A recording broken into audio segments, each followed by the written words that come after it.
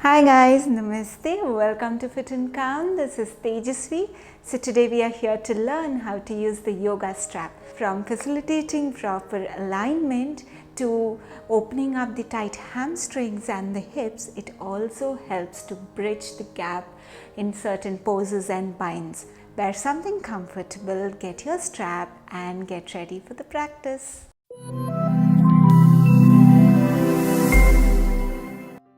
So let's begin. I'm using the Juru Yoga strap, which is in beautiful purple color and it has a soft grip in 100% cotton, which is 6 feet long.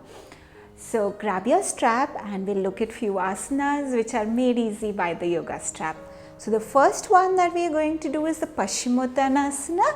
For that, just spread your feet forward, pull your toes in.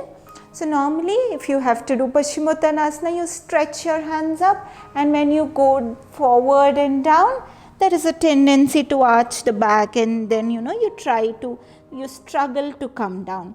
So instead, if you have a strap, just place the strap on the soles of the feet, just catch it comfortably wherever possible, and from the hips start bending forward. Keep bending forward as much as you can, and then see if you can walk your hands forward on the strap and just hold it there. So if you observe, the back is straight, you're looking straight, and then you relax. And now the next one is the Gomukhasana.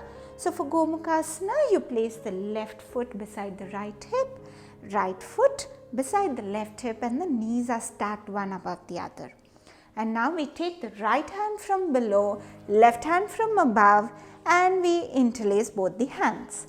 So, but then if you're not able to interlace the hands, so we can take the help of the rope. You can just catch the rope and then keep pulling the hands. So we can catch the rope and keep pulling the hands closer to each other until you're able to interlace both the hands. So here, even if you're here, you can just walk your hands up with the help of the rope. And then you relax. And the next asana that we're going to look at is the Rajakapotasana. So for that, just make a loop with your strap and keep that loop onto your leg. And then let the leg go back. The right leg is forward, left leg is back. Now bend your left leg from the knee. So if you want to catch this and you're taking your hands up and bending, it is very difficult. So otherwise, you can just take the strap, take your hands and then bend. And now slowly you can start walking your hands back. And then relax it, so it gives you more space. So the next one that we are going to do is the boat pose. So normally if you have to lift up and then you have to straighten the legs, there's a tendency again to arch the back and you lose the balance. So with the rope, it becomes much easier. So just place the rope on the soles of the feet.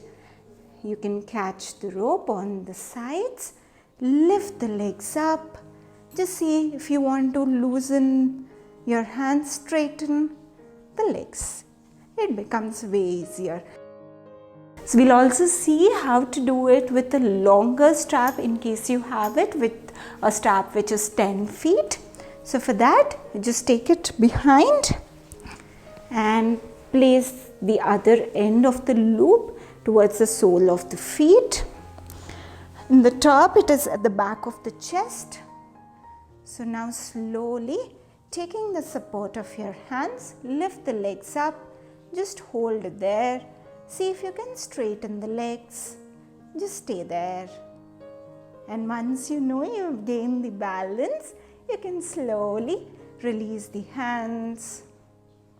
You can catch the rope and then release the hands. You can stay here. This really helps. And then slowly relax and release. And the next one is a restorative pose, very good for opening the hips. So we'll just take the loop behind and join the feet into butterfly, and then place the rope around the legs. So it looks this way, and you can tighten the rope, get the feet closer as much as you can. So it is, you can just lower it down as much as you can, and now slowly we lie down into the Supta Baddhakonasana. Just stay here. You can stay here as long as you want. This is a very beautiful restorative pose. And then slowly inhaling, you come up and relax. So release the rope, relax. And now lie down on your back. So lying on the back, we lift our leg up. So if sometimes it becomes very difficult to keep the leg straight. So then you just take the rope, keep it on the sole, and you can just catch it this way. So this helps to keep the leg straight. You could also do it with both the legs. So here we make sure that the shoulders are not strained. We keep going up and we hold it here. And then relax.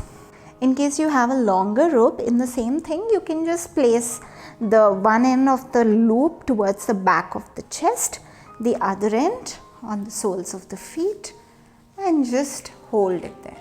So here you need not even use your hands, we just stay here and rest. So this is also a very good restorative pose. And we relax.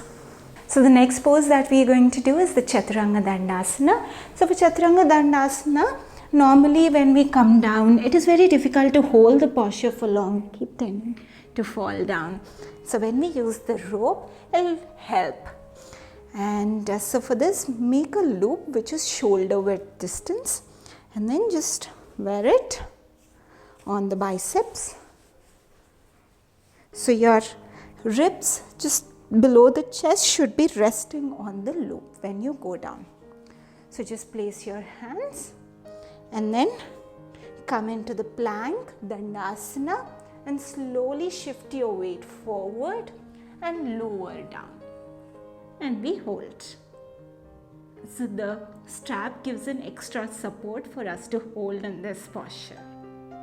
And we come back. And this one is very useful for all arm balances too. So in arm balances, it is very important to maintain the distance between the hands. And when you have a strap, the hands don't go apart. So we'll just see that with the crow pose. So just come up, we tuck the knees into the arms, and we slowly come forward, shift the weight forward, lift the legs up and down.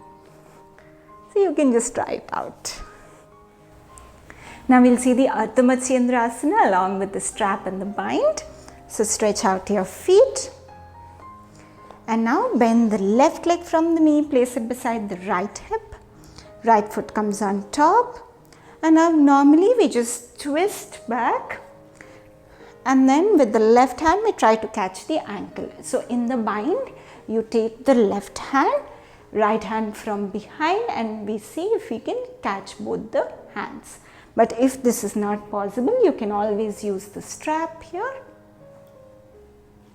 With one hand, you can catch the strap wherever your hand is, and then keep twisting.